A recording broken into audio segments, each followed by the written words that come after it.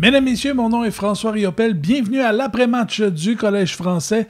Édition, disons-le, du lundi 15 octobre 2018. On a deux matchs à vous parler qui avaient eu lieu en fin de semaine. On avait deux matchs collés. On a dit on va vous les présenter en même temps. Tout d'abord, vendredi soir, le Collège français qui était au centre Buckingham pour affronter les Flames de Gatineau. William Duperron va ouvrir la marque pour le CF avec son 7e de la saison avec l'aide de Guilbeault et de Gosselin. En début de deuxième, Samuel Guilbeault va marquer à son tour avec l'aide de Duperron.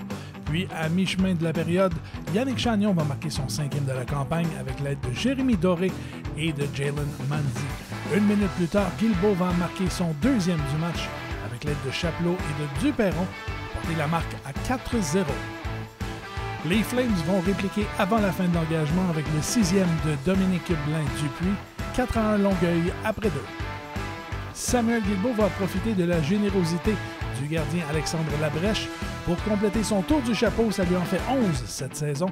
Les Flames n'ont pas dit leur dernier mot. Nicolas Patry-Gingras va marquer son premier de la saison. Puis Jesse Dalibert marquera son 3e. C'est soudainement 5-3 pour le CF. Louis-Philippe D va redonner 3 buts d'écart au Collège français avec son 6e sur un jeu de Philippe Chapelot et de Samuel Guilbeault. Et Jérémy Way-Gagnon va venir mettre le dernier clou dans le cercueil des Flames. Le CF l'emporte 7-3. Match de 5 points de Samuel Guilbeault.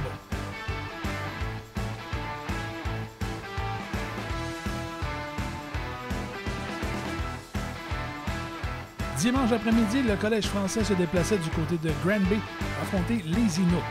La première période est l'histoire du premier trio des Inuks. Thomas Caron va tout d'abord marquer son 6e de la saison sur des passes de Louis-Philippe Denis et de William Leblanc. Denis va par la suite marquer 2 fois et dans les 2 cas avec l'aide de Leblanc et de Caron.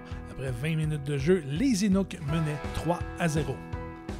William Duperron va profiter d'un avantage numérique, laissé seul dans l'enclave et décoche un tir précis pour son 8e de la saison.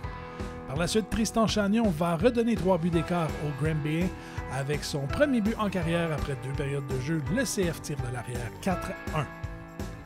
En troisième, le premier trio des Inuks revient à la charge. Louis-Philippe Denis complète son tour du chapeau. Yannick Chagnon va venir marquer son 6e de la saison. Mais par la suite, Simon Lavoie va venir fermer les livres en avantage numérique. Le Collège français s'incline par la marque de 6-2. Mesdames, Messieurs, je vous parle souvent de nos réseaux sociaux, de tout ce qu'on publie là-dessus, de toutes les informations que vous pouvez avoir sur le Collège français.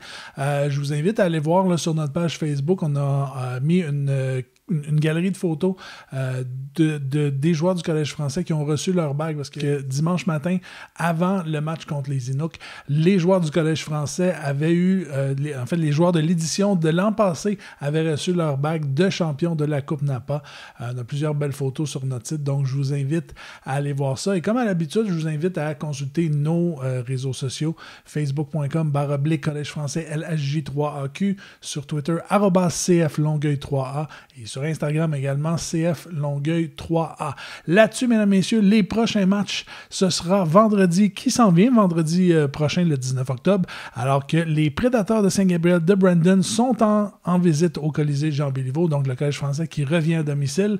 Par la suite, dimanche après-midi, le Collège français qui sera au Centre civique Édouard-Rivet de Montréal-Est pour affronter les Rangers. Et ce match-là sera encore une fois, comme dimanche dernier, diffusé sur Facebook Live Audio. Donc, on vous invite à suivre le match avec nous en direct de Montréal-Est. Et par la suite, vendredi, dans 2 semaines, le 26 octobre, le Collège français qui reçoit la visite des Flames de Gatineau.